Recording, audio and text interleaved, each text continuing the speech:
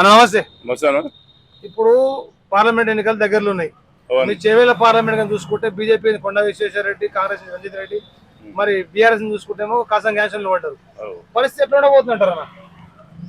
ఈ ఇద్దరు కొండా విశ్వేశ్వర రెడ్డి, రంజిత్ రెడ్డి మొత్తం ఇలా డ్రామాలు ఆడి వాళ్ళ స్వార్థం గురించి ఓ టీఆర్ఎస్లో పోయిండు, అది ఓ కాంగ్రెస్లో పోయిండు, ఓడు బీజేపీలో పోయిండు. వీడు 420 ముఖ్యమంత్రి ఎన్ని హామీలు? 450 హామీలు ఇచ్చిండు. తాలూకాకు హామీ, జిల్లాకు హామీ, బీసీ డిక్లరేషన్ అంటాడు వాడు, బీసీలకు ఇది చేస్తామంటాడు, ముద్రాజులు ఎక్కువ శాతం ఉన్నారు వాళ్ళకు న్యాయం జరగాలంటాడు. ఏడవైనా అన్ని హామీలే, ఒక్కటి నెరవేర్చిన పాపాన పోలే కాంగ్రెస్ పార్టీ. కాబట్టి ముఖ్యమంత్రి చేసిండేది రైతు బంధు చేసిండు కేసీఆర్. ఆ అభివృద్ధి కూడా కంప్లీట్ రైతులకు అందకుండా చేసింది. ఇప్పటి వరకు 5 ఎకరాలకి ఇంకా వల్లేవు. అట్లా కాదన్నా, ఇప్పుడు రైతు బంధు తీసి రైతు భరోసా అని చెప్పి పెంచిస్తామని చెప్పి పెంచారు కదా, అవి కూడా లేవు. 15 లక్షలు ఇస్తాను, 15,000 ఇస్తాను ఎకరకు, అది కూడా లేదు. మళ్ళా రైతు బీమా కేసీఆర్ రైతు బీమా ఇస్తుండే మనిషి చనిపోతే, దాన్ని కూడా ఇప్పుడు చనిపోయిన వాళ్ళు అడుగుతుంటే లేవు, అవి కూడా ఇస్తలేవు.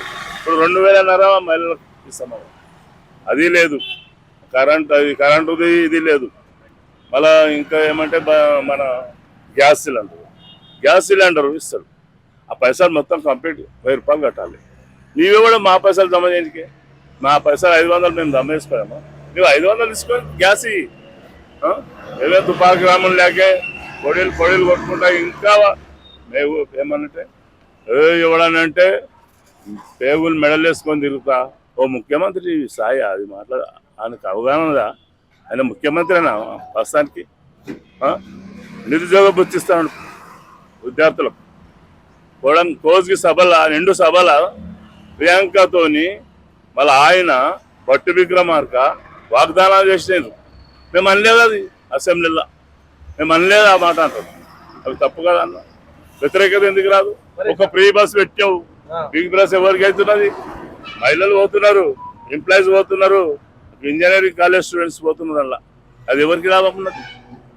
గతంలో కేసీఆర్ కూడా ఇంటికి ఉద్యోగం ఇస్తా అన్నారు, మరి అసెంబ్లీలో వయసు నేను అన్లే మాట అన్నాడు. సాధ్యమైన వారంతా ఆయన చేసిండు, సాధ్యమైనంత వరకు ఆయన చేసిండు. కానీ కొద్దిగా మధ్యవర్తుల వల్ల కొన్ని నిర్ణయాల వలన ఇది పోవడం జరిగింది. పెద్ద సమస్య కాదు, 10-12 వేలతో పోయినరు. అది వచ్చేదే, అది కొన్ని తొందరపాటు నిర్ణయాల వల్ల అది జరిగింది.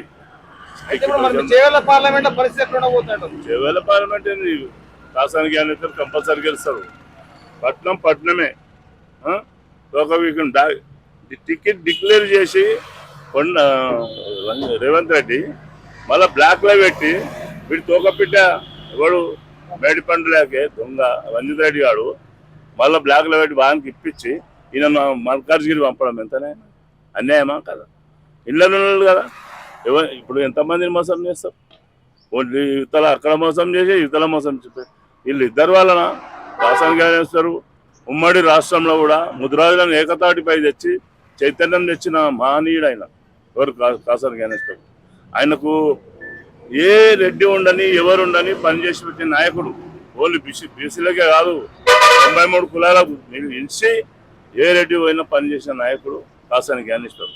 ఖచ్చితంగా రెడ్డిలు ఉపకులాలు ఆయనకు బ్రహ్మాండమైన బ్రహ్మరథం పడుతున్నారు. అండర్ గ్రౌండ్ కూడా మాకు అన్ని పార్టీలు కూడా మాకు చేస్తున్నాయి.